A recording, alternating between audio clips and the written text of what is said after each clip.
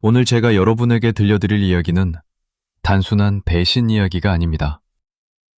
이것은 권력의 심장부에서 벌어진 30년이라는 세월이 한순간에 무너지는 이야기입니다. 여러분, 한번 상상해 보십시오. 당신이 아무것도 없는 맨손으로 시작해서 한 나라의 정보기관 전체를 설계했습니다. 쿠데타를 기획했고 대통령의 그늘에서 실질적인 권력을 움켜쥐었습니다. 암살 시도에서 살아남았고 망명지에서도 무릎 꿇지 않았습니다. 그리고 그 모든 과정에서 단 한 사람만은 항상 당신 곁에 있었습니다. 그 사람은 당신의 비서가 아니었습니다. 경호원도 아니었습니다. 그는 당신의 또 다른 눈이었고 또 다른 귀였으며 당신이 말하지 않아도 되는 유일한 사람이었습니다. 30년. 생각해 보십시오. 30년이라는 시간이 얼마나 긴 시간인지. 어떤 사람들은 그 세월 동안 태어나서 어른이 됩니다. 어떤 나라는 그 세월 동안 완전히 바뀝니다. 그런데 두 사람은 그 모든 격동의 세월을 함께 버텼습니다. 그런데 그날이 왔습니다. 조용한 가을 아침이었습니다.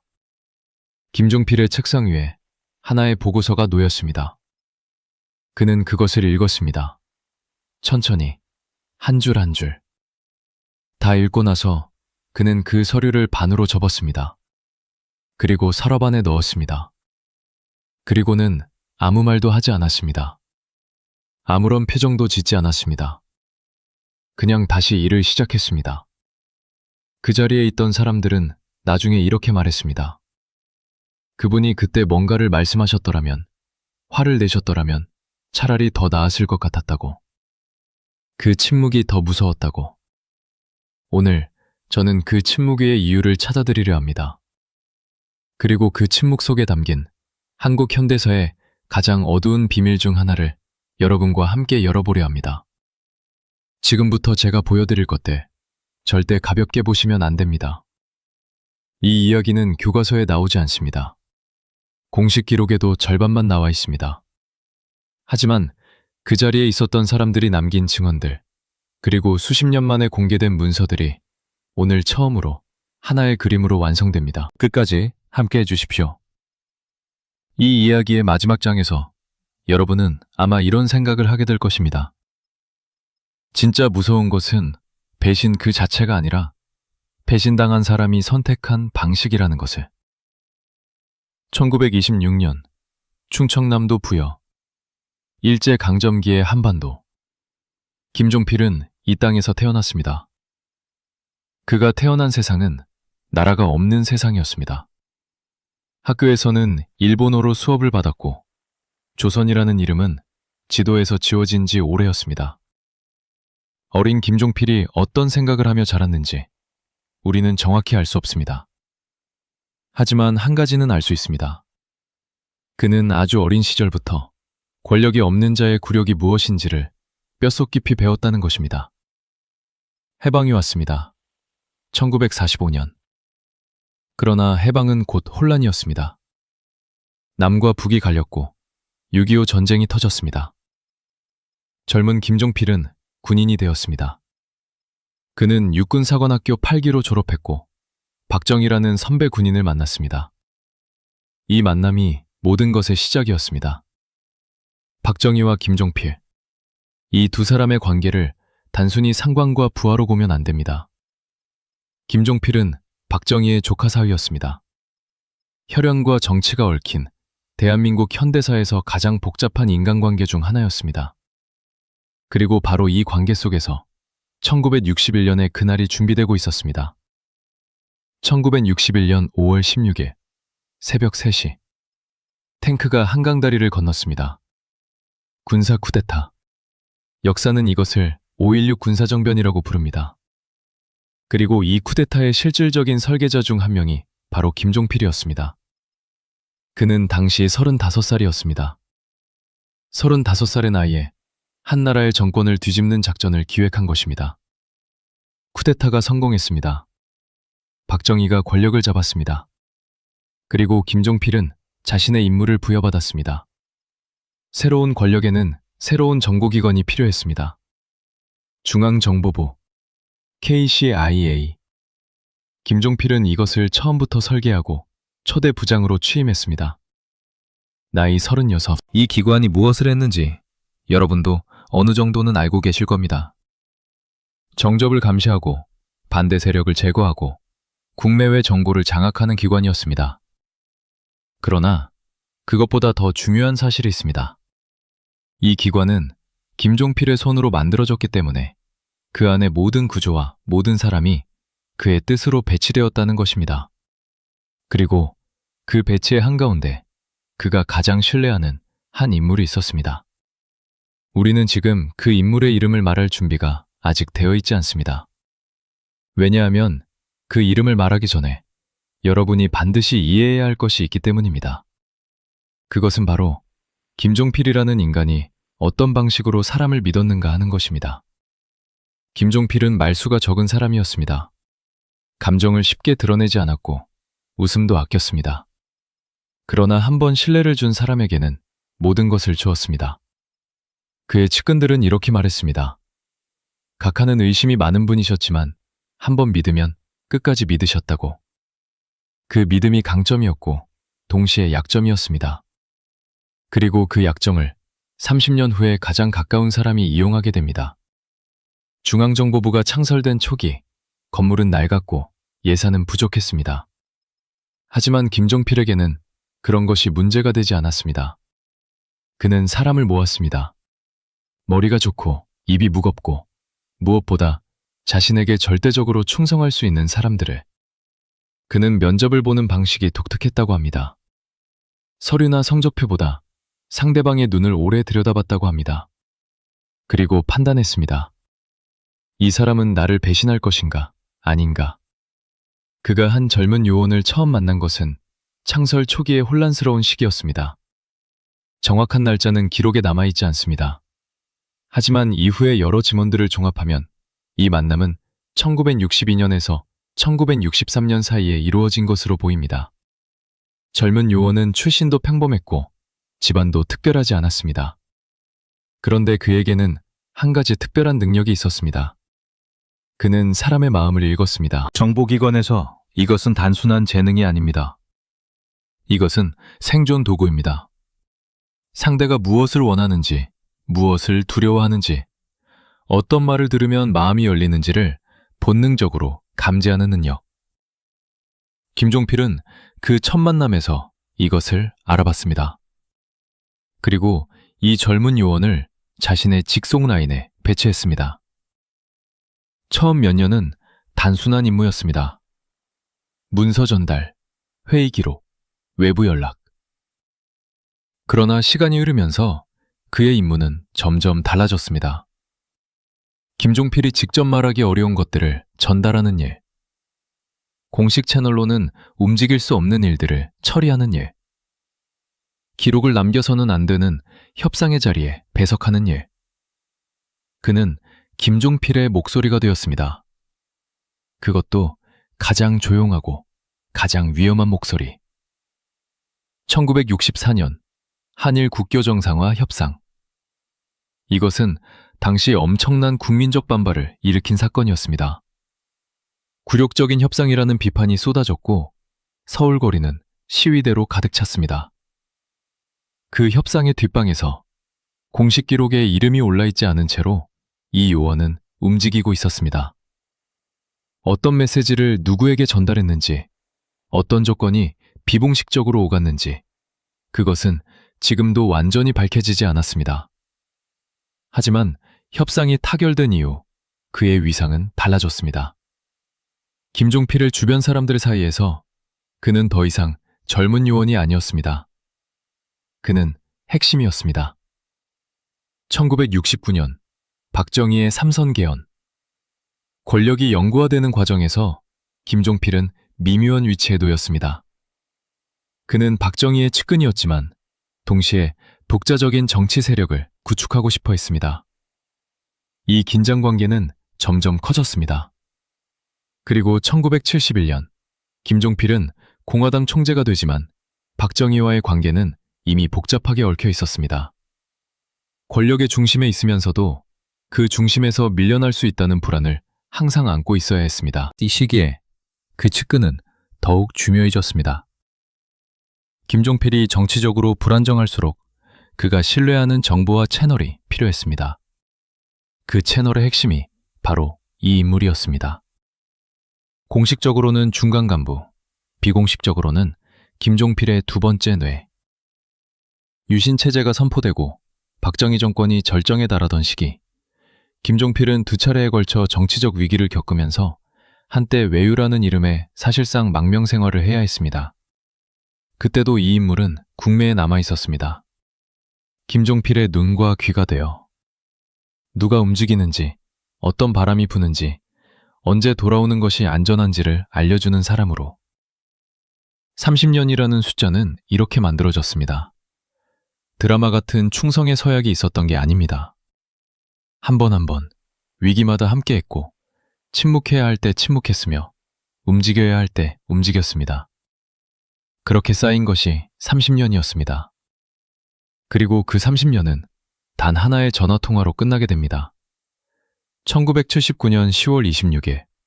이 날짜를 모르는 한국인은 없습니다. 궁정동 안가. 박정희 대통령이 측근의 총에 맞아 숨졌습니다.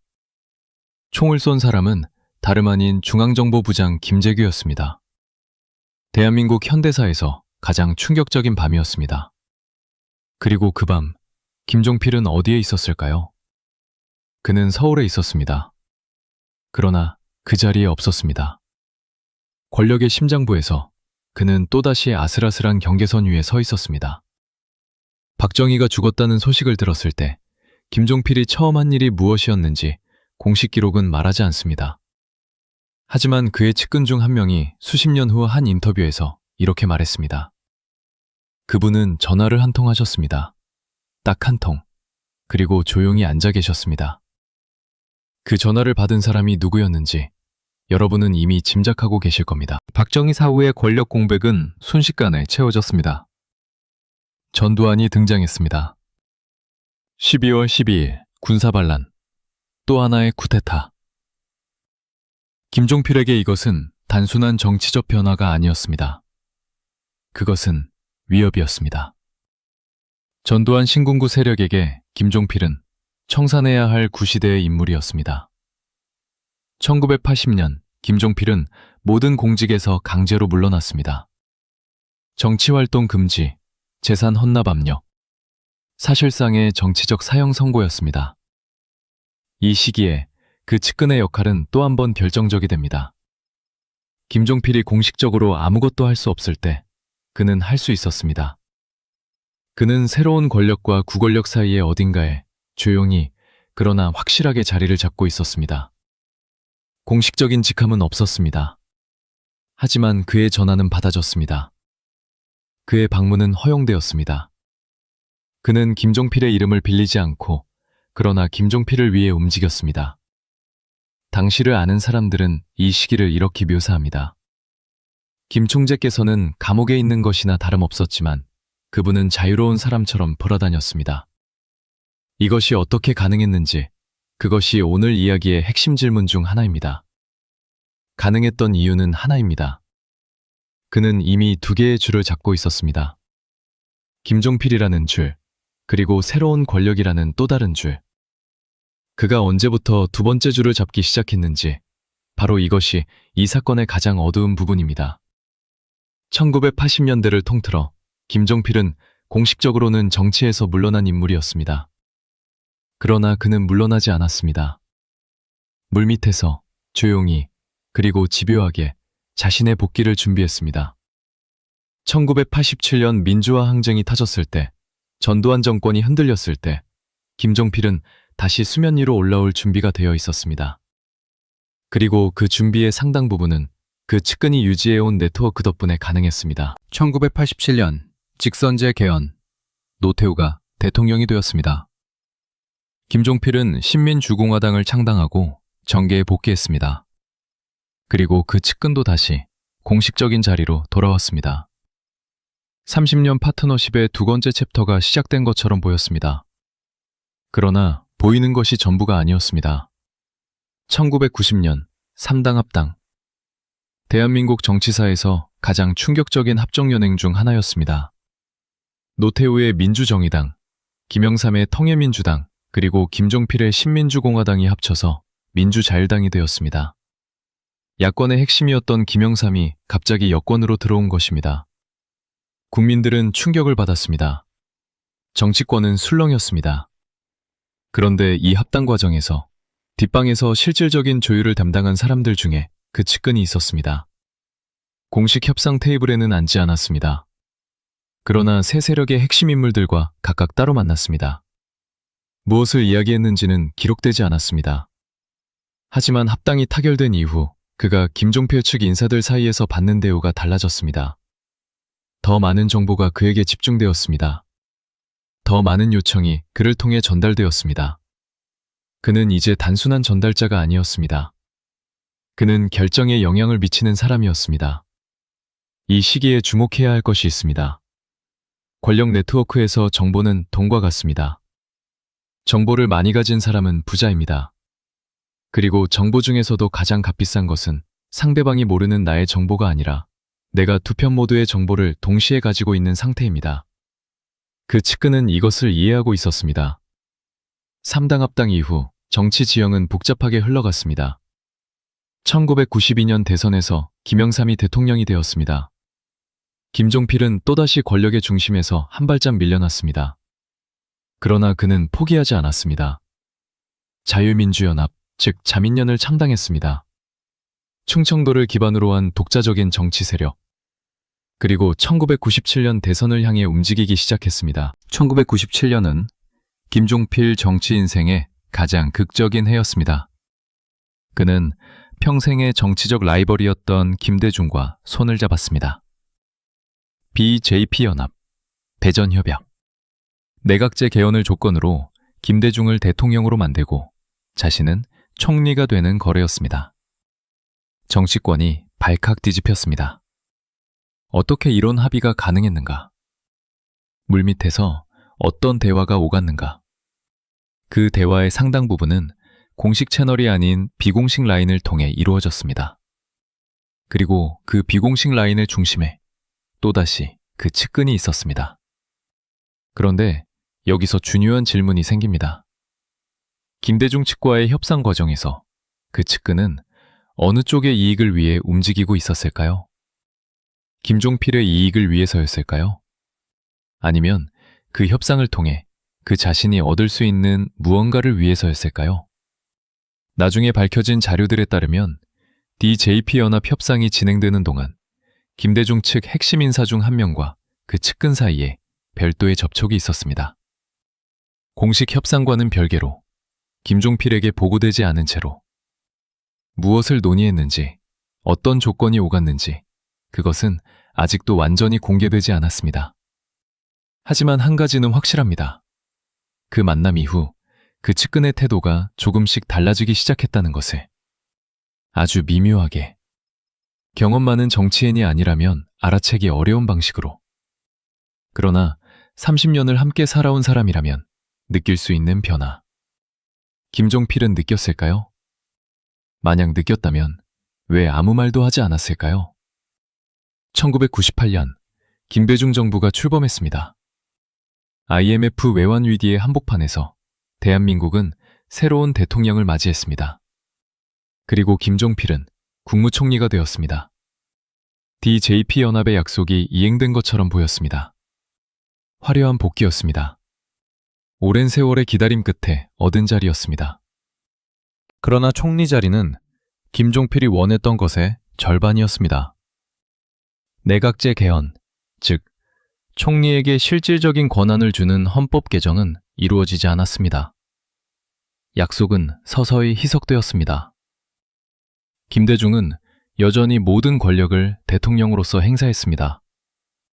김종필은 명목상의 2인자였지만 실질적인 의사결정에서 점점 소외되었습니다. 이것이 중요합니다.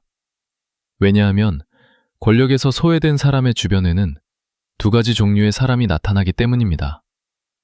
하나는 끝까지 남아있는 사람, 그리고 다른 하나는 조용히 다른 곳을 향해 고개를 돌리는 사람.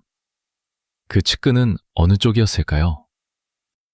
총리실 내부에서 일했던 관계자들의 증언을 모아보면 이 시기에 흥미로운 패턴이 보입니다. 그 측근은 여전히 매일 김종필 곁에 있었습니다. 회의에 배석했고, 문서를 검토했고, 방문객을 맞았습니다. 겉으로 보면 달라진 것이 없었습니다. 그러나 어떤 정보들이 김종필에게 보고되기까지 걸리는 시간이 조금씩 길어지고 있었습니다.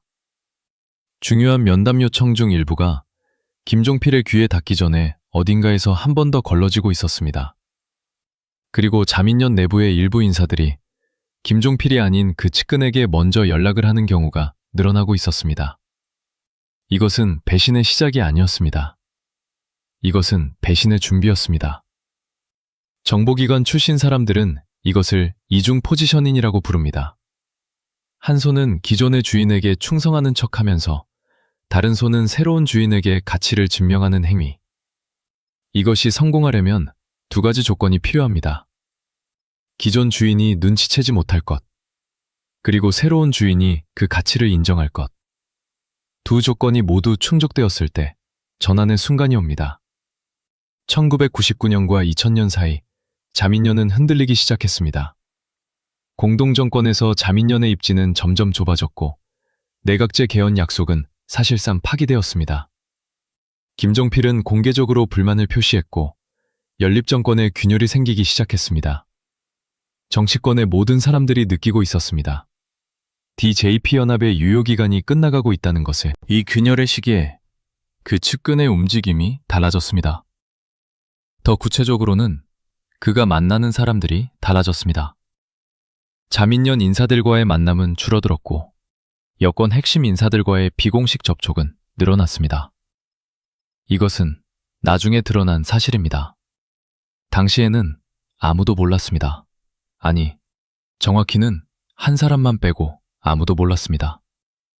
그 한 사람이 누구인지는 말하지 않겠습니다. 여러분이 이미 알고 있기 때문입니다. 2000년 총선, 자민련은 참패했습니다. 17서. 이전 선거의 절반에도 미치지 못하는 결과였습니다. 김종필은 충격을 받았습니다. 당 재건을 선언했습니다. 그리고 신뢰하는 사람들을 불러 모았습니다. 당연히 그 측근도 그 자리에 있었습니다. 그 자리에서 김종필은 앞으로의 전략을 이야기했습니다. 누구와 연대할 것인지, 어떤 방식으로 당의 기반을 재건할 것인지. 그 자리에 있던 사람들은 그것을 당내 비밀로 여겼습니다. 외부로 나가서는 안 되는 이야기들이었습니다. 그 이야기들이 나흘 후에 여권 핵심부에 전달되었다는 것을 김종필은 한참 후에야 알게 됩니다. 누가 전달했는지는 보고서에 명시되어 있었습니다. 그 보고서가 바로 조용한 가을 아침 김종필의 책상 위에 놓인 그것이었습니다. 보고서의 첫 줄은 이렇게 시작했습니다. 본 문건은 2000년 10월 당내 비공개 전략회의 내용이 외부로 유출된 경위를 조사한 결과입니다.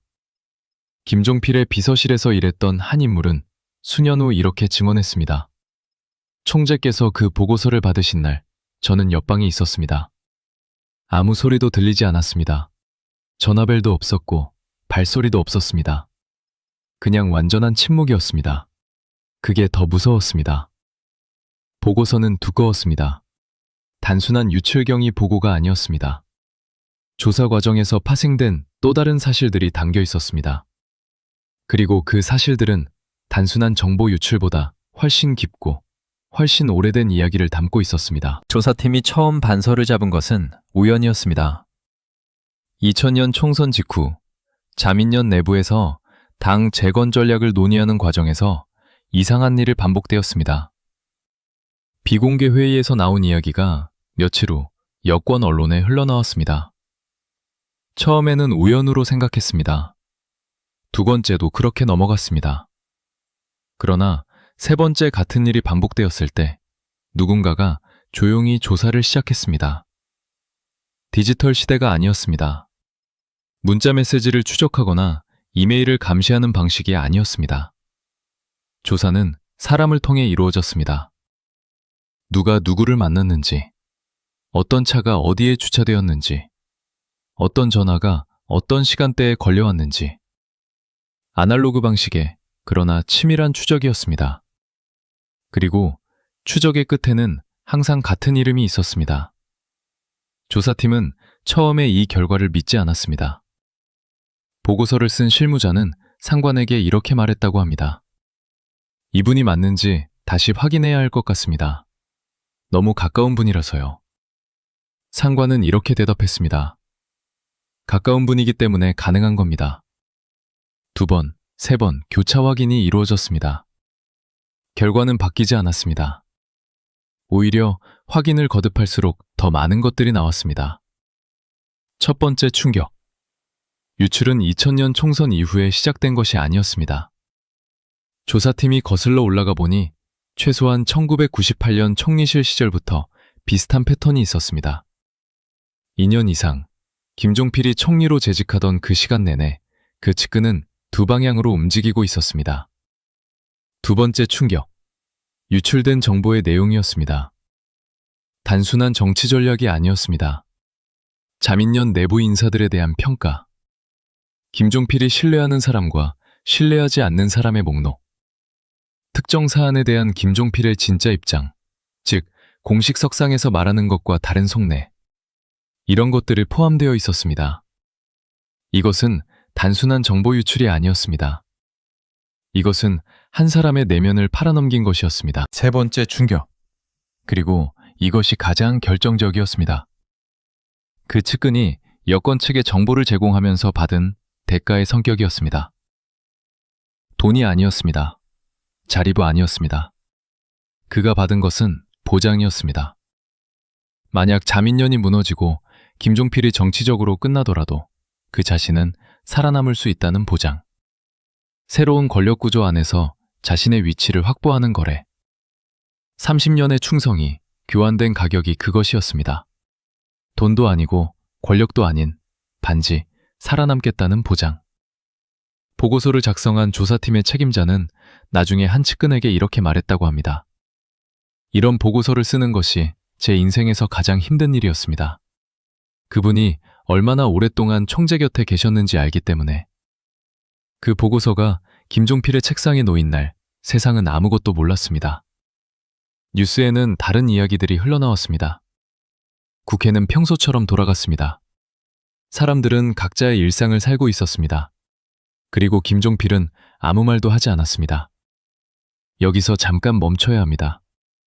왜냐하면 이 이야기에서 가장 이해하기 어려운 부분이 바로 지금부터이기 때문입니다. 배신 자체는 이해할 수 있습니다. 권력의 세계에서 배신은 낯선 일이 아닙니다. 역사는 배신으로 가득 차 있습니다. 그러나 배신을 알게 된 사람이 아무런 반응도 보이지 않는다는 것, 이것은 이해하기 어렵습니다. 김종필은 왜 침묵했을까요? 이 질문에 답하기 위해서는 그가 살아온 세계를 먼저 이해해야 합니다. 그가 처음 권력의 세계에 발해들인 것은 1961년이었습니다. 그 이후 40년, 그 40년 동안 그가 목격하고 경험하고 직접 행한 것들을 생각해 보십시오.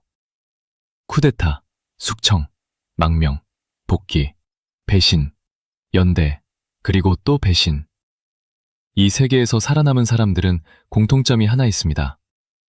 감정을 무기로 사용할 줄 안다는 것입니다. 분노는 약점입니다. 눈물은 약점입니다. 그러나 침묵은 무기입니다. 김종필의 측근 중에서 그와 오랜 시간을 함께했던 한 인사는 이렇게 말했습니다. 총재님은 화가 나실수록 더 조용해지셨습니다. 목소리를 높이시는 것은 별로 화가 안 나신 겁니다. 정말 화가 나셨을 때는 아무 말씀도 안 하셨습니다. 그렇다면 보고서를 읽고 난 그 침묵은 단순한 충격의 표현이 아니었을 수 있습니다. 그것은 결정이었을 수 있습니다. 무엇을 결정했을까요? 첫 번째 가능성, 그는 아무것도 하지 않기로 결정했습니다. 이것은 무기력이 아닙니다. 전략적 선택입니다. 30년 측근의 배신을 공개적으로 다루는 것은 그 자신의 약점을 공개하는 것이기도 합니다. 그토록 오랫동안 가까이 두었던 사람이 배신자였다는 것은 그 자신의 판단력에 대한 의문을 불러일으킵니다. 정치인에게 판단력의 의무는 치명적입니다. 두 번째 가능성. 그는 이미 알고 있었습니다. 보고서가 놓이기 전에 그는 이미 무언가를 느끼고 있었습니다. 30년을 함께한 사람의 미묘한 변화를. 그리고 그는 모른 척하기로 선택했습니다. 왜냐하면 그 측근이 두 방향으로 움직이는 한 그를 통해 여권에 흘러들어가는 정보를 통제할 수 있었기 때문입니다. 즉, 역이용의 가능성. 세 번째 가능성. 그리고 이것이 가장 인간적인 이유입니다. 그는 그냥 말할 수 없었습니다. 30년, 그 세월의 무게가 너무 컸기 때문에 배신자를 처벌하는 것은 가능했습니다. 그러나 30년의 기억을 배신으로 덮어 씌우는 것은 그 자신이 견딜 수 없었던 것일 수도 있습니다. 이 세 가지 가능성 중 어느 것이 맞는지 우리는 알 수 없습니다. 아마도 세 가지가 동시에 맞을 수도 있습니다. 인간의 결정은 언제나 하나의 이유로만 만들어지지 않습니다. 그런데 여기서 한 가지 더 충격적인 사실이 있습니다. 이것은 오랫동안 공개되지 않았던 사실입니다.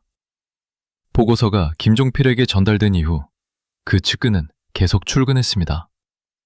다음 날도, 그 다음 날도. 김종필은 그를 부르지 않았습니다. 해임 통고도 없었습니다. 경고도 없었습니다. 두 사람은 여전히 같은 공간에서 움직였습니다. 회의에서 마주쳤습니다. 보고를 주고받았습니다. 마치 아무 일도 없었던 것처럼. 그것이 며칠간 계속되었을 때 그 측근은 스스로 사직서를 제출했습니다. 이유는 건강상의 문제였습니다. 김종필은 그 사직서를 조용히 수리했습니다. 면담도 없었습니다. 마지막 대화도 없었습니다. 30년의 파트너십이 끝나는 방식치고는 너무나도 조용했습니다. 아니, 너무나도 차가웠습니다. 그 측근이 마지막으로 사무실을 나서는 날, 복도에서 마주친 동료가 물었습니다. 총재님께 인사는 드렸습니까? 그는 잠시 멈추었다가 이렇게 대답했습니다. 문이 닫혀 있었습니다. 문이 닫혀 있었습니다. 그것이 30년의 마지막 장면이었습니다. 그 측근이 떠난 이후 한동안 아무 일도 없었습니다. 적어도 표면적으로는. 김종필은 자민련 재건 작업을 계속했습니다. 정치 일정을 소화했습니다. 인터뷰에 응했습니다. 그 어디에서도 배신에 대한 언급은 없었습니다. 그 측근의 이름도 나오지 않았습니다. 그러나 물밑에서는 달랐습니다. 자민련 내부에서 조용한 재편이 시작되었습니다. 그 측근과 가까웠던 인사들이 하나둘씩 중요한 자리에서 멀어졌습니다. 직접적인 숙청이 아니었습니다. 인사 발령이 났고 역할이 바뀌었으며 회의 참석 명단에서 이름이 빠졌습니다. 아는 사람만 알 수 있는 방식으로, 그러나 확실하게. 그리고 정보 관리 체계가 바뀌었습니다. 누가 어떤 회의에 참석하는지, 어떤 문서가 어떤 경로로 전달되는지. 이것이 조용히, 그러나 근본적으로 재설계되었습니다. 30년간의 신뢰를 기반으로 만들어진 구조가 30년간의 배신이 확인된 후 전면 교체된 것입니다. 한편 그 측근의 이후 행보는 어떠했을까요? 그는 정치권에서 사라지지 않았습니다.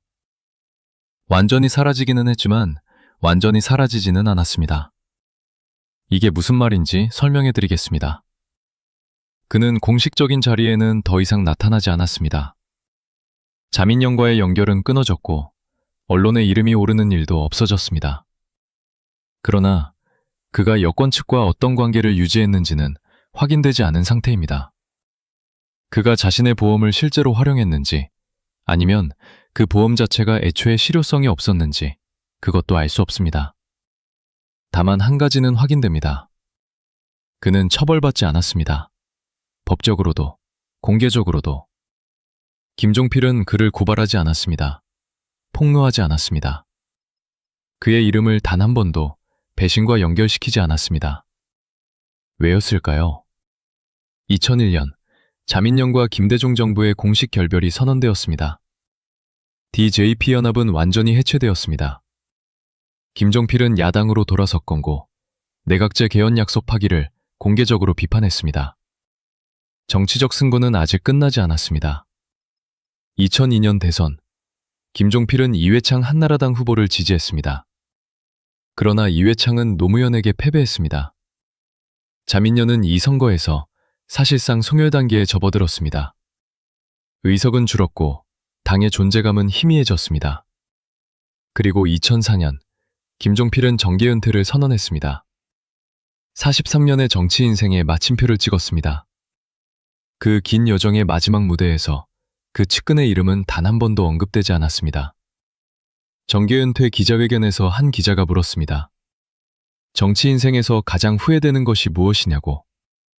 김종필은 잠시 생각하다가 이렇게 대답했습니다. 사람을 잘못 본 일들이 있었습니다. 그것이 전부였습니다. 구체적인 이름도, 구체적인 사건도 없었습니다. 기자들은 그것을 박정희와의 관계에 대한 이야기로 해석했습니다. 혹은 3당 합당에 대한 후회로 읽었습니다. 아무도 그 답변이 또 다른 누군가를 향한 것일 수 있다는 생각을 하지 않았습니다. 그러나 그 자리에 있었던 한 보좌관은 나중에 이렇게 말했습니다. 그 답변을 들었을 때 저는 바로 알았습니다. 그분이 누구를 생각하면서 그 말씀을 하시는지. 2018년 김종필이 세상을 떠났습니다. 향년 92세. 대한민국 현대사의 거의 모든 굴곡을 살아낸 사람이었습니다. 쿠데타의 설계자였고 정보기관의 창시자였으며 수십 년의 야망과 좌절을 모두 품었던 정치인이었습니다.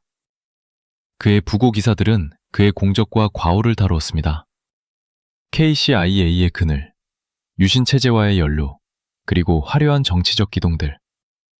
그러나 어떤 기사에도 조용한 가을 아침의 그 보고서에 대한 이야기는 없었습니다. 서랍 속에 접혀 들어간 그 문서에 대한 이야기는 없었습니다. 그리고 그 이후 단 한 번도 공개적으로 언급되지 않은 30년 측근의 이름은 없었습니다. 김종필은 그 비밀을 무덤까지 가져갔습니다. 그것이 그가 내린 최후의 결정이었습니다. 그리고 어쩌면 그것이 그의 인생에서 가장 인간적인 결정이었는지도 모릅니다. 배신당한 사람이 할 수 있는 가장 무서운 복수는 배신자를 영원히 침묵으로 지우는 것입니다. 이름을 말하지 않는 것, 존재를 인정하지 않는 것. 그 사람이 살아있는 동안에도, 죽고 난 이후에도, 역사의 어디에도 기록되지 않도록 하는 것. 그것이 김종필이 선택한 방식이었습니다. 그리고 지금 이 순간 그 측근의 이름을 아는 사람은 점점 줄어들고 있습니다. 기억도, 기록도, 흔적도 없이. 침묵은 이렇게 완성됩니다. 여러분, 지금까지 긴 이야기를 함께 해주셨습니다. 그런데 저는 마지막으로 한 가지 질문을 여러분께 드리고 싶습니다. 이 이야기에서 진짜 비극적인 인물은 누구입니까? 배신당한 김종필입니까? 아니면 배신한 그 측근입니까? 쉽게 답할 수 없습니다. 왜냐하면 이 이야기를 끝까지 들여다보면 두 사람 모두 권력이라는 거대한 기계 안에서 각자의 방식으로 살아남으려 했던 인간이었기 때문입니다. 한 사람은 40년을 싸워서 결국 역사에 이름을 남겼습니다. 다른 한 사람은 30년을 헌신하다가 마지막 순간 다른 선택을 했고 결국 역사에서 지워졌습니다. 어느 것이 더 나은 결말인지 저는 판단하지 않겠습니다. 그러나 한 가지만은 말씀드릴 수 있습니다. 권력의 세계에서 가장 무서운 것은 적이 아닙니다. 총도 아닙니다. 감옥도 아닙니다. 가장 무서운 것은 30년을 함께한 사람의 눈빛이 언젠가부터 조금씩 달라지고 있다는 것을 느끼면서도 그것을 인정하지 못하는 자기 자신입니다. 그 믿음이 너무 깊기 때문에, 그 세월이 너무 길기 때문에. 김종필은 그것을 알았습니다. 그래서 말하지 않았습니다. 2018년, 그가 세상을 떠난 날 밤, 누군가가 오래된 뉴스 기사들을 뒤적이다가 한 사진을 발견했습니다. 1990년대 중반, 한 당 행사에서 찍힌 사진이었습니다. 김종필이 단상에 서 있고 그 오른쪽 한 발짝 뒤에 그 측근이 서 있었습니다. 언제나 그랬듯이 한 발짝 뒤에서 조용히, 그러나 항상 그 자리에. 그 사진 속 두 사람의 표정을 오래 들여다보면 이상한 것이 느껴집니다. 김종필은 앞을 보고 있습니다. 카메라를 향해, 청중을 향해, 미래를 향해. 그리고 그 측근은 김종필을 보고 있습니다. 카메라가 아니라, 청중이 아니라, 오직 김종필만의. 그 눈빛이 충성인지, 계산인지, 아니면 그 둘이 섞인 무언가인지 사진은 말하지 않습니다. 인간은 원래 그런 것인지도 모릅니다. 충성과 배신은 처음부터 분리된 것이 아니라 오랜 시간 함께 존재하다가 어느 순간 하나가 다른 하나를 이기는 것인지도 모릅니다. 그리고 그 순간이 언제 오는지는 당사자도 미리 알지 못하는 것인지도 모릅니다. 김종필은 2018년에 세상을 떠났습니다. 그 측근은 지금 어디에 있는지, 살아있는지 아닌지조차 공식적으로 확인되지 않습니다. 역사는 그를 기억하지 않기로 했습니다. 아니, 더 정확히는 기억하도록 허락받지 못했습니다. 그리고 그것이 김종필의 마지막 승리였습니다. 여러분, 이 이야기를 들으면서 어떤 생각이 드셨습니까? 권력이란 무엇인가? 충성이란 무엇인가? 그리고 30년이라는 시간은 인간에게 무엇을 남기는가? 저는 오늘 이 이야기를 하면서 내내 한 장면이 머릿속을 떠나지 않았습니다. 조용한 가을 아침, 책상 위의 보고서, 그것을 읽고 반으로 접어 서랍에 넣는 손, 그리고 그 이후의 침묵. 그 침묵 속에 담긴 것이 분노인지, 슬픔인지, 체념인지, 아니면 우리가 이름 붙일 수 없는 무언가인지 우리는 결코 알 수 없습니다. 왜냐하면 김종필은 끝까지 아무 말도 하지 않았기 때문입니다. 오늘 영상 여기까지입니다. 끝까지 함께 해주신 여러분께 진심으로 감사드립니다. 이 이야기가 마음에 남으셨다면 구독과 좋아요 부탁드립니다. 그리고 댓글로 여러분의 생각을 남겨주십시오. 권력과 배신, 그리고 침묵에 대해 여러분은 어떻게 생각하십니까? 다음 영상에서 뵙겠습니다.